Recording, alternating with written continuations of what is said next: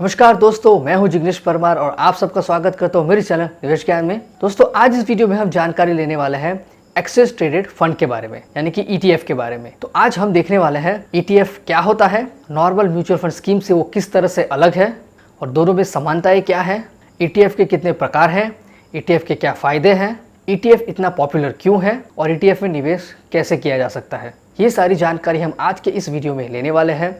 तो हमेशा की तरह मैं आपको बताऊंगा कि इस वीडियो को अंत तक देखना बेहद ज़रूरी है। पसंद आए तो लाइक करें, कमेंट करें, शेयर करें और अगर अभी तक आपने चैनल को सब्सक्राइब नहीं किया है तो जल्द से जल्द सब्सक्राइब करें।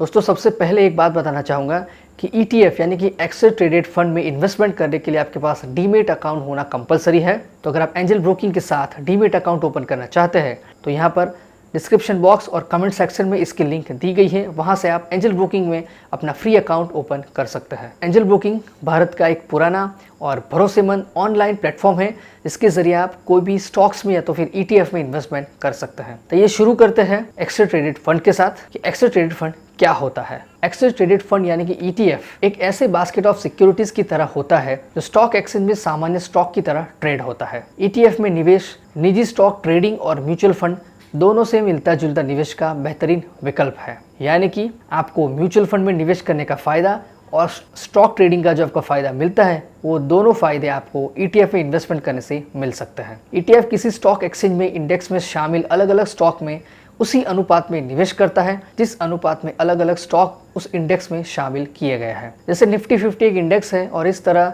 निफ्टी 50 ETF एक निफ्टी इंडेक्स पर आधारित फंड है जो केवल निफ्टी इंडेक्स में शामिल 50 स्टॉक में किसी भी स्टॉक में निवेश करेगा और जिस अनुपात में कोई स्टॉक निफ्टी 50 इंडेक्स में शामिल है उसी अनुपात में फंड का पैसा उस स्टॉक में लगाया जाएगा। और इस तरह निफ्टी 50 ETF में उतार चढ़ाव उसी अनुपात में होगा जिस अनुपात में निफ्टी 50 इंडेक्स में होगा। ETF एक स्टॉक मार्केट के शेयर की तरह लिस्टेड म्यूचुअल फंड होता है जिसकी डेली बेसिस पे ट्रेडिंग होता है। नॉर्मल म्यूचुअल फंड में दिन खत्म होने पर स्टॉक का प्राइस या अंडरलाइंग एसेट के वैल्यूएशन के बेसिस पे NAV को कैलकुलेट किया जाता है और उस NAV के बेस पर म्यूचुअल फंड की खरीदी और बिक्री होती है। लेकिन ETF की सुविधा द्वारा आप रियल टाइम में स्टॉक मार्केट में चल रहे भाव के आधार पर उस ETF को खरीद और बेच सकते हैं। अगर किसी दिन मार्केट में 5% का उतार चढ़ाव आता है तो तब भाव कम है तभी आप उस ETF को खरीद सकते हैं और जैसे ही भाव बढ़ जाता है आप उसे बेचकर लाभ कमा सकते हैं। अब हम देखेंगे ETF और म्यूचुअल फंड में क्या समानता है। तो इसमें पहला है, एक तरफ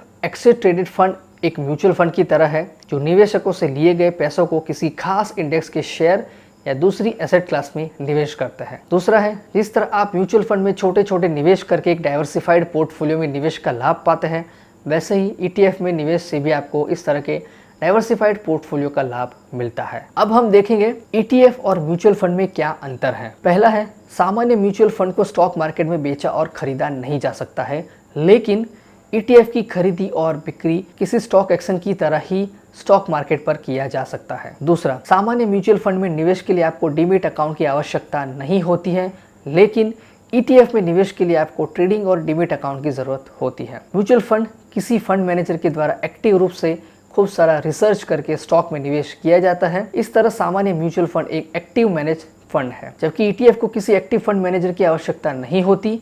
ETF किसी खास इंडेक्स के अंदर आने वाले एसेट क्लास में इंडेक्स की बनावट के अनुसार ही काम करता है और इस तरह ETF एक पैसिव मैनेज फंड है। ETF में निवेश करने के ऊपर लगने वाली फीस यानी खर्च किसी अन्य सामान्य म्यूचुअल फंड में लगने वाले खर्च से काफ़ी कम होता है। ETF को खरीदने और बेचने दोनों समय हम ब्रोकरेज फीस देना होता है, जबकि म्यूचुअल फंड को खरीदने पर हमें एग्जिट फीस देनी होती है और फंड मैनेज करने के लिए म्यूचुअल फंड फीस भी देना होता है। इसे कहते हैं हम एक्सपेंस रेशियो। ETF को हम real time stock market price पर खरीद और बेच सकते हैं, जबकि सामान्य म्यूचुअल फंड को हम डे ट्रेडिंग नहीं कर सकते और इसमें हम NAV के मूल्य पर ही खरीदना और बेचना होता है। अब हम देखेंगे कि ETF को कैसे खरीद सकते हैं। तो यहाँ पर मान लीजिए कि आपको देश के सबसे लोकप्रिय ETF गोल्डमैन साच्स निफ्टी बेस में खरीदना है, तो आपको अपने ब्रोकर को GS निफ्टी बेस ETF खरीदने का ऑर्डर देना होगा और ब्रोकर स्टॉक्स खरीदेगा और एक बार लेन देन पूरा हो जाने पर वो ETF आपको डीमेट अकाउंट में आ जाएगा। लेकिन इस ETF में आने वाले स्टॉक्स का ओनरशिप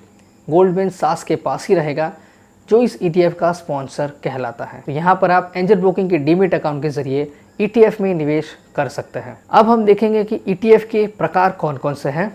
ETF के 3 प्रकार हैं। पहला है इक्विटी ETF, जिसके अंदर large cap ETF, mid cap ETF and multi cap ETF।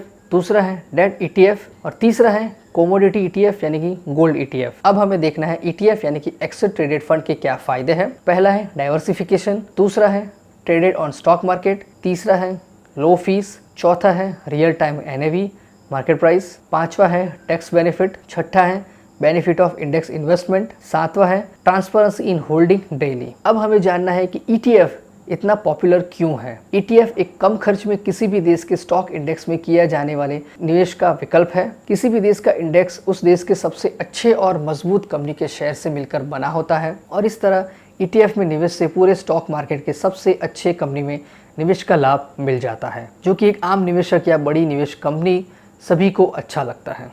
तो यही कारण है कि ETF इतना पॉपुलर निवेश है। तो दोस्तों, ये थी जानकारी ETF यानी कि एक्सेस ट्रेडेड फंड के बारे में। काफ़ी सारे सवालों के जवाब आपको मिल गए होंगे। फिर भी अगर आपको कुछ दिक्कत परेशानी है तो यहाँ पर जो कॉन्टैक्ट डिटेल्स है वहाँ से आप मेरा कॉन्टैक्ट कर सकते हैं। दोस्तों, मैं आशा करता हूँ कि आपको ये वीडियो पसंद आया होगा, इसकी जानकारी भी समझ में आई होगी। इस वीडियो को लाइक करें, कमेंट करें, शेयर करें और अगर अभी तक आपने चैनल को सब्सक्राइब नहीं किया है तो जल्द से सब्सक्राइब करें। तो मैं जिग्नेश परमार अब आपसे विदा लेता हूँ। मिलते हैं अगले वीडियो में एक ऐसी महत्वपूर्ण जानकारी के साथ। जय हिंद, जय भारत।